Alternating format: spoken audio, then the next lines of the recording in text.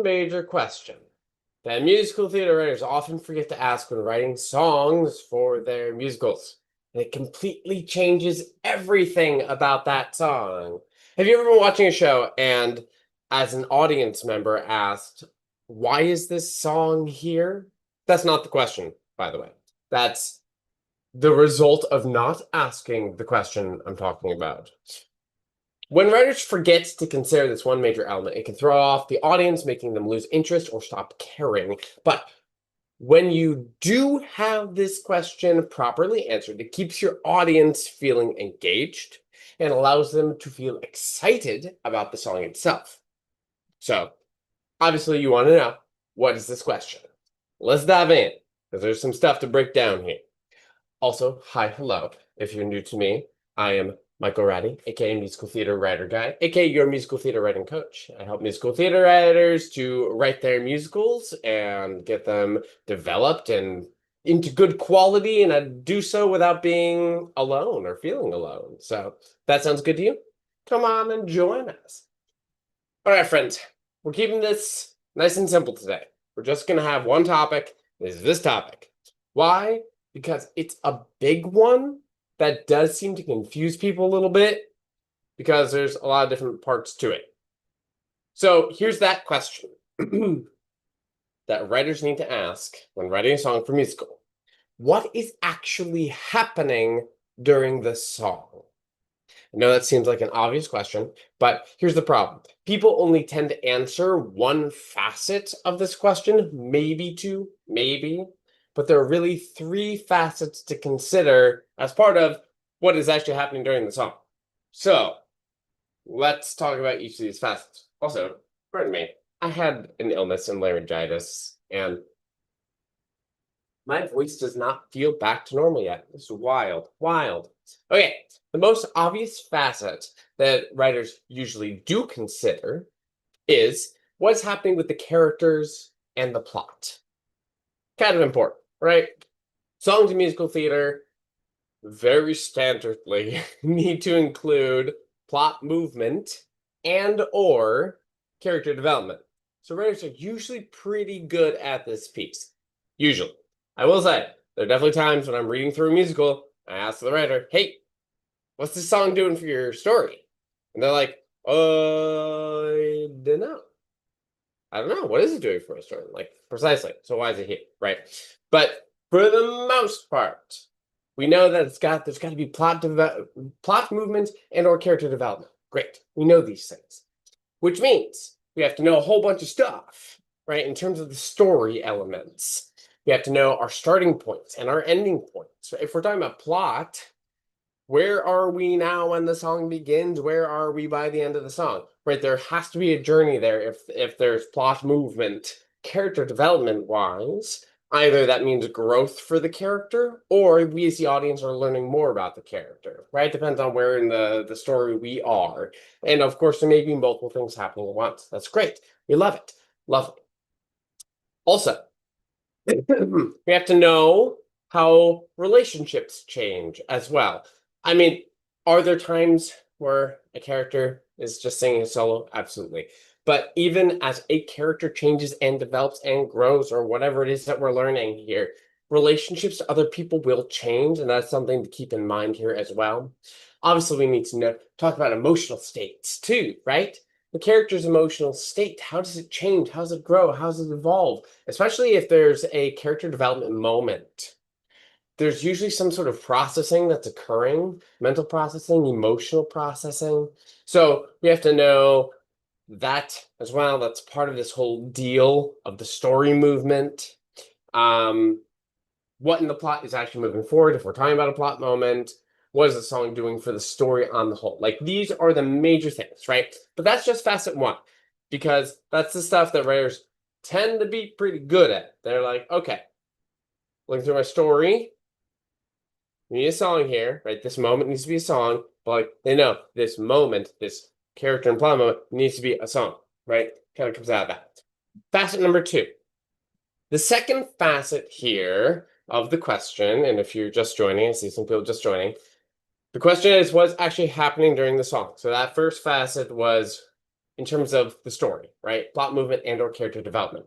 The second facet of this question is where I see a lot of writers go wrong by not considering this piece of it. What is physically taking place on stage during that song? So important to consider, my friends. So very important to consider. I know you're not the director or the actors or the designers, usually, but you do provide them, you as the writer, do provide them all of the tools that they need in order to do their part of the craft, their stuff. Yeah. So you have to consider these things. And also, let's remember, musical theater is a visual and experiential art form, which means that things need to be taking place on stage. We need to be experiencing a live thing occurring, which means there's visuals, there's something going on, right? That could be movement or dance or location changes, or characters could be taking physical actions, right? Interactions. There are times when characters can just sit and ponder and process something, absolutely. Like that could be in their head or like physically just like chill and ponder or feel a feeling. Yeah, that can absolutely occur. It's a staple of musical theater. We know it, we love it. But if your entire show looks like that, that's when there's likely a problem. Not always, not always. I'll say there's an exception or two out there. There always is. But generally speaking, that's not what we're looking for. That's a problem. So what is actually physically taking place during the song? And how does that interact with your answer to the first facet? How does that interact with plot movement or character development, right? So, for instance, something that occurs here, we'll go with a very obvious example. Something that's been around for a long time in musical theater. A lot of people say it's recent. It's not. It just isn't. Is the idea of like how cinematic musical theater has become. Musicals have always been cinematic. Get out of here. Like we can go back to Oklahoma. Oklahoma has cinematic movement. Anyway, so musicals are cinematic. Why are they cinematic? Because in the way that we move from locations, or we move from one scene into the next, or we have French scene movement, allows us, especially with the use of music, to move story forward fast, right? Think about time movement, which brings me to a staple musical theater, which is a montage to shift time forward, to show that things are changing, right? Which can also feel cinematic, especially because if you're a millennial or a Gen Xer, right? We grew up with movies that had like montages pretty standardly in them. The thing is going well montage. I was just watching League of Their Own last night. There's a montage, right? Of things are going well, yay. Montage, we understand them. Time passage, right? Which means things are occurring on stage. We watch that unfold. It is related to the song, the plot movement, and or character development. But what the song's about, I mean, that's going into the 4 layers of the song. That's another day. We've already talked about it. Go find that video. Or I'll just talk about it again. But not today. What's happening physically shows the passage of time visually, right? Okay, what about a song where someone is pondering something in their head? Is it interesting for them to just sit and ponder? Maybe. Depends. How much does this have dramatic stake to it, and tension and conflict? Does it have rising action to it? Or is it just purely sit and ponder into the distance? One of those is more interesting than the other, right? What is physically going on during your song makes a huge difference. And this is something that during the flagship course, when we do our song shares, okay, we're in cohort 7, and I think all but one cohort has had someone at some point during the revision process go, wait, I have to consider what's happening on stage? Yes, we have to consider that. It is a visual medium. Also, hi, hello if you're joining. We are talking about the very important question of what is actually happening during the song.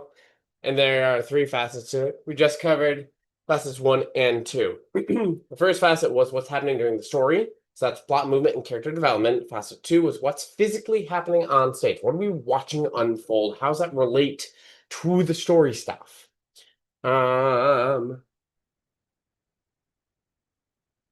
Sitting and pondering depends on the actor too, I think.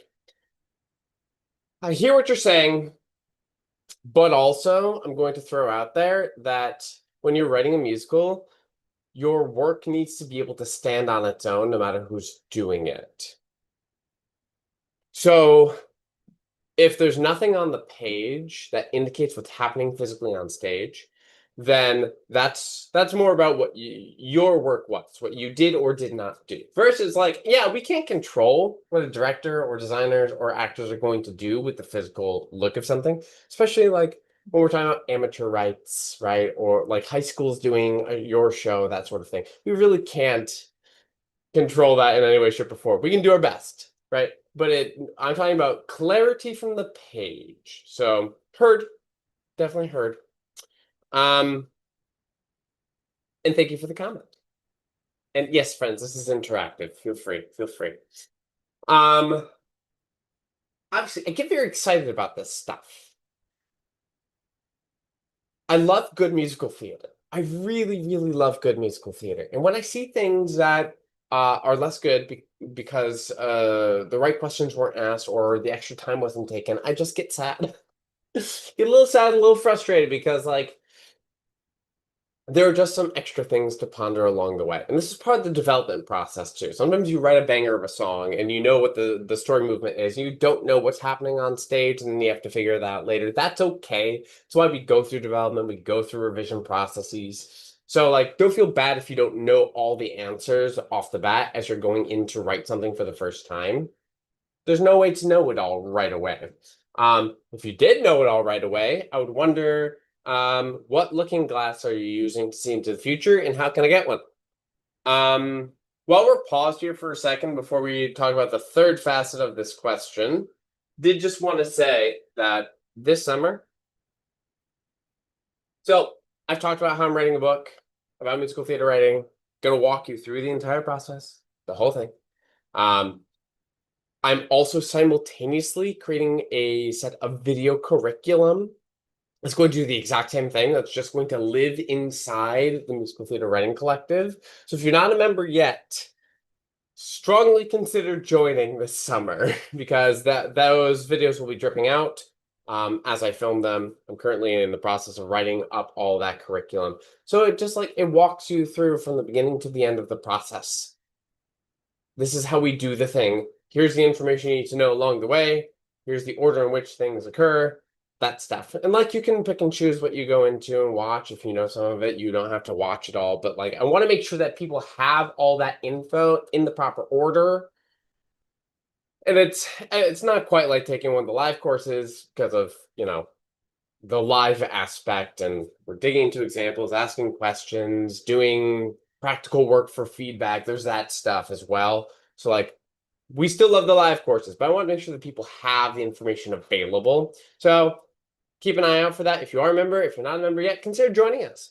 Plus, it's a lovely community. We've got some events coming up, including a reading next weekend, a week from tomorrow. Very excited. And our next quarterly cabaret is at the end of the month, too. I'll pin a comment to the collective down below. Ooh, I've got some things. Also, I've directed quite a bit. I know that generally us directors take the script and music and tend to ignore all the stage directions and don't want to keep it. Well, no. There are a couple of schools of direction. That being said, that is one of the schools. There are some schools of direction, though, where people are like, I want to do exactly what's on the paper. I want to honor the thing. And also, most people fall in between somewhere. But heard, definitely heard. Hey, JMB. Are you able to give a concrete example from your work or another musical? Is it more about physical goals for the actors during the song or as specific as choreography? Oh, it can be so many things. It could be all the things. Like, okay, I'll give an example in a second, but before I get to the example piece, just thinking about like what is physically actually taking place in any given story moment is important, right? As the plot is moving forward and the character development is deepening, whether that's in song form or not, we have to know what's physically happening on stage. So let's see. What do I want to use as an example? Do something we all know. Wicked, obviously. Wicked. Movies and the things and yeah. Okay. So here's the thing about physical movement during a song. Let's take a ponder one first. So we've got The Wizard and I, which is a character establishment song for Alphaba. So we're learning a lot of information as the audience during that song. It's very early in the show. It's song number 3, I think. And it's big, it's long, it's ponderous. But there are several things happening in there as she ponders, right? So she goes through the thinking process of, oh my God, did that really just happen? Here's what I'm gonna do, and here's what my life is gonna be like, right? It's a dreaming forward sort of thing. So during the musical, like the stage musical, she doesn't do much physically. But then there's the premonition that comes in. There's this battle back and forth between these ideas from her past, from her current, where she's making an active moment of processing. It's very much like that's a moment to watch an actress do her thing. Absolutely. But very smartly, don't you know that wasn't going to hold up on screen? So we instead have some physical movement during that song when we watch the movie, right? We are moving through shiz. She is letting her feelings out as she processes, going through the school, ending on that beautiful field, overlooking the thing. Like, gorgeous, right? So there has to be something visually to entertain us as well. So obviously there's a difference in the medium there, but like that's like in the pondery direction. But what about the rest of Wicked? Okay, there's so many things we can consider. How about the song Popular? A makeover is occurring physically on stage. That is something that is written down into the script and we know is occurring. When they visit Oz, they're getting a tour of the city and they see the different facets and they see the little performance. I'm talking about the stage musical again, friends, not the movie, but yes, in the movie as well. During Defying Gravity, they are running away from the guards and they're pulled up and then they're having their conversation. Then the broom levitates and then spoilers for Wicked, I guess. And then also they have this moment of coming together physically and then realizing they are going to be apart. And then the guards break in and then she flies. Like there's a lot of physical action that takes place during that song sequence. It's important to know all of that because it's important to the story and what the song is doing. Hopefully that makes sense. Hopefully I didn't just like go on a diatribe. Let me know if that helps. Okay.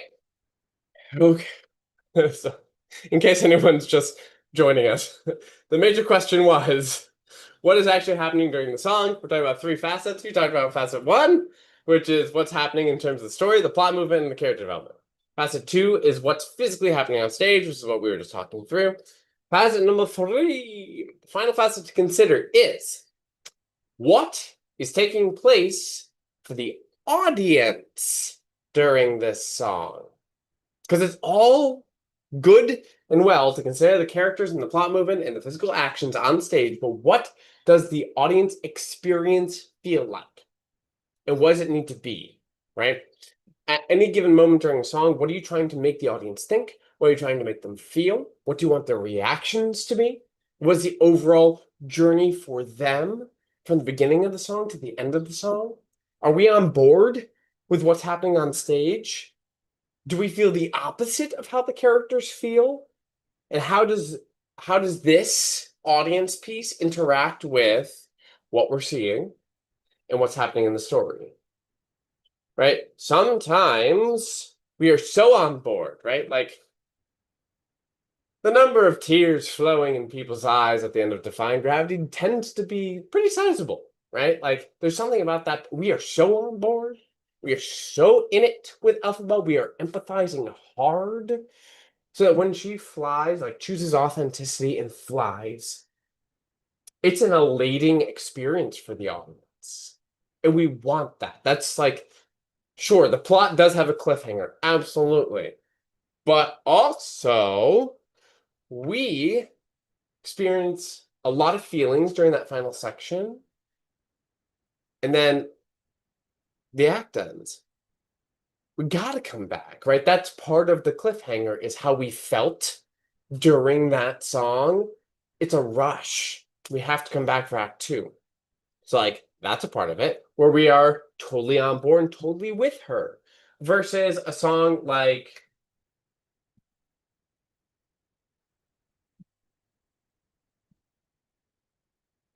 Wonderful in Wicked. Um, are we on board with the wizard here? Generally speaking, I'd say no. Are we entertained as he puts on this song and dance routine, telling his story, trying to convince Elphaba to be with him? Sure. Yes, we're entertained. But do we want her to do it? No.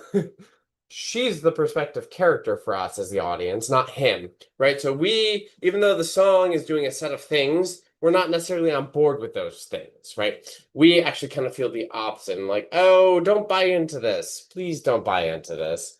I mean, it sounds all happy, but we know better, right? So considering what the audience is doing, I mean, we always have to consider what the audience is doing. This is just hitting on that idea of the emotional arc that I talk about all the time, because the emotional arc is not about the characters, it's about the audience experience. We have to think about our audience's friends. So that means you have to consider that. And this goes to music and to lyrics both. And how they interact, of course, how they play together. That plus what the song's doing for the story, plus what we're visually seeing on stage, all of that should make us feel a certain way as we're going through a song.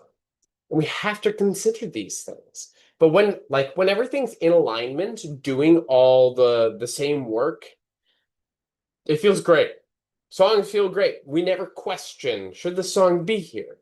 We know why the song's there, even if we're not consciously thinking about it. I mean, hopefully we're not. Writers, we might be sitting there going, ooh, look at what they're doing here writing wise. But hopefully, as an audience member, you're just engaged in the story and following it and just like on the roller coaster, on the ride.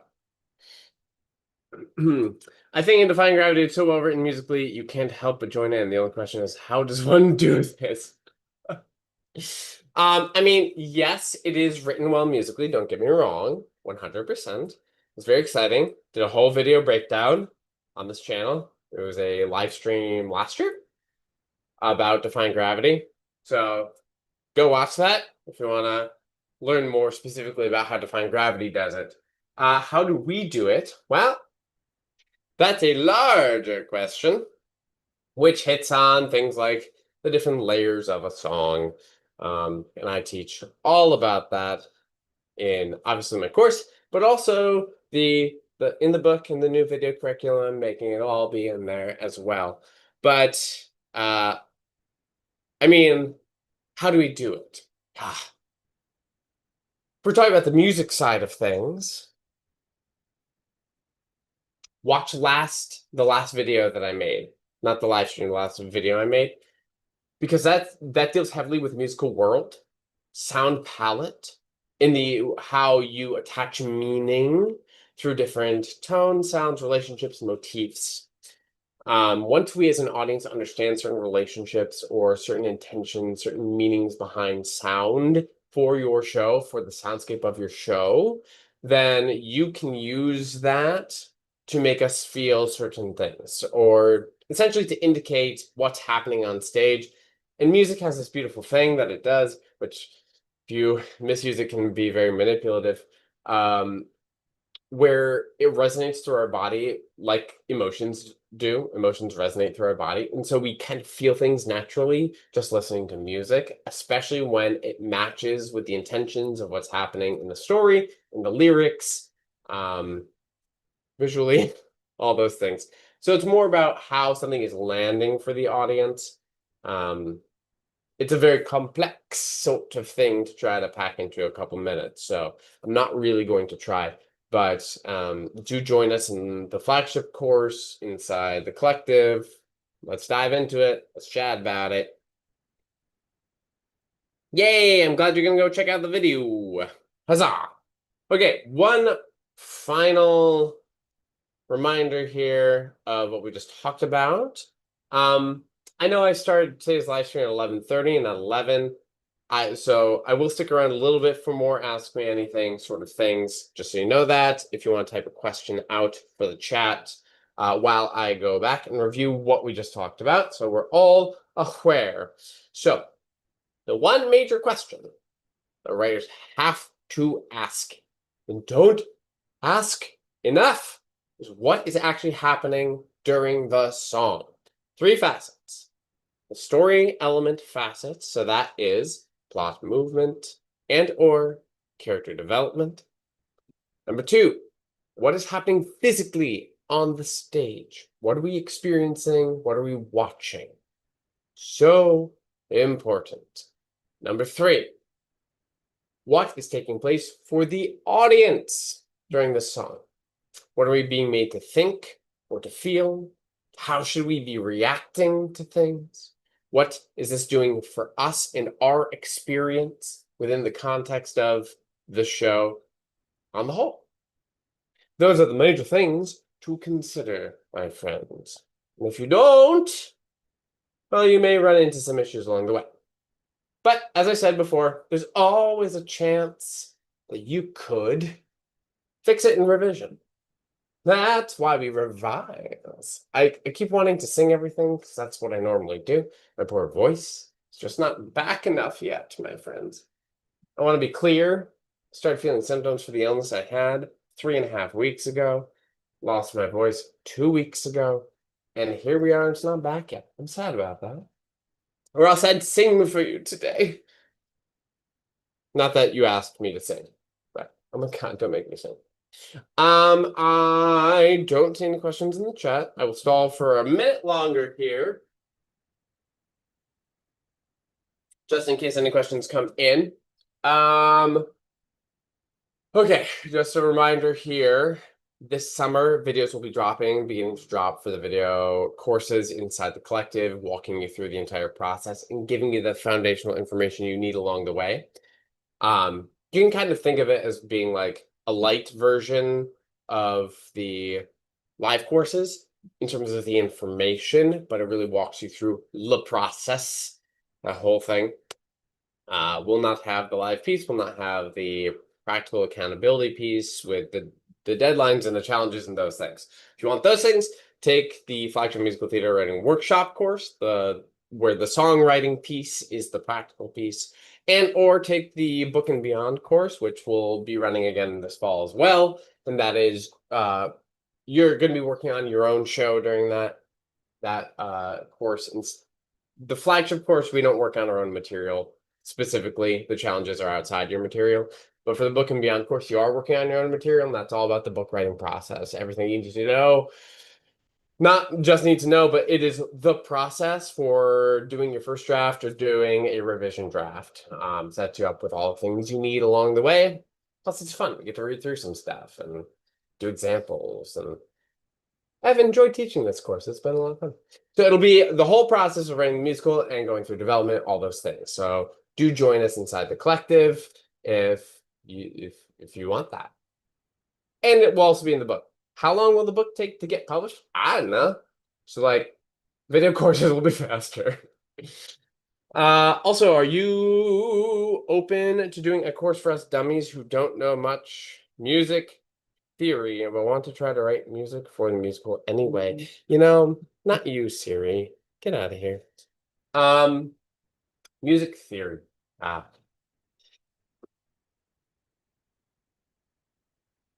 The thing about me teaching a course on music theory is there are already a lot of great courses out there on music theory. There are also a lot of really great videos about music theory. So I don't know what I would be adding to that conversation, because I do talk about music and how to use it in telling your stories in a musical. but that is with a knowledge and an understanding of musical writing, not necessarily music theory knowledge, but with an understanding of music already. So you can get that baseline from other people easily. The majority of the stuff that I talk about and create is trying to provide accessibility to the bits of information that are not easily and readily accessible. I'm not opposed to it, but I wouldn't teach it. I would, that's not of interest to me. I'd help create it, but I'd probably have someone else teach it. But I'm always happy to answer specific music theory questions. And music theory is not as daunting excuse me, it's not as difficult as it feels daunting. It feels large. It feels like a whole world with its own set of language that people are having to learn to decode things and understand. And I get it, but something I often say to people is, once you have like music essentials down, even before moving into like music theory one, if you will, once you have music essentials down, you're pretty much good to go and start dabbling and learning as you write and experiment and dabble. Also, something I say to people a lot is as far as sheet music goes, if you can read a graph, like a mathematical graph, you can read sheet music. Because sheet music is just a graph that keeps moving forward, but it's a graph. So yeah, trying to simplify it all down and make it easier. Happy to do it, but teaching an actual essential music theory course is not of particular interest to me. But happy to discuss, happy to think about it more. See if there's anyone I can get to teach one. All right, that's where we're at. Doesn't look like we have any other questions in the chat. I appreciate the comments, the questions. Thank you very much for being here with me today live, if you were here with me live. Just so you know, next week, there will not be a video. Here's a major change to the channel, y'all. Is my editor and I are trying not to be so fast and jamming in videos that we are losing quality and also stressing ourselves out. So in terms of the edited videos that are going to drop on the channel, they will not necessarily be every other week. Sometimes it will be it will be 2 weeks between, sometimes 3, sometimes 4. It's going to depend on the length of the video. So we want to make sure that we're delivering full quality on those videos. That does not mean that something won't be happening on Fridays with me. It will. So I'll still obviously keep up my live streams. But the other major thing that I'm going to be adding in, because it has been requested, and next week is the first time we're doing this, is we are going to be doing Write With Me sessions. I will be here writing, and if you'd like to join me writing, come join. Let's set aside an hour on Fridays at 11 a.m. Eastern Time, US Eastern Time, and I'm just gonna write. I'll tell you what I'm working on, and I'll work on it. People have asked to see the behind the scenes process of me doing my thing. Happy to do it. You're not going to know all the specifics of what's going on, but if you want to be here with me, be held accountable, come write and not feel alone, or just like show up and be in the chat and talk with other people while I'm writing, happy to do that for y'all. So we're going to start doing those as well. It'll be interesting. You get to hear a little bit more about what I'm doing every day during the writing process. I'll also probably be working on the book at times during those writing sessions. So those are upcoming. And our next video is a big one, so it will not be out next week, maybe 2 weeks. But it's a long one. It's over 20 minutes. So we want to make sure we're serving quality to y'all. Yay for writing time indeed. All right, everybody. Thank you for being here today. I appreciate you all. And I will see you next week for some writing time at 11 a.m. Eastern Time. Have a great week. All right, everybody. Peace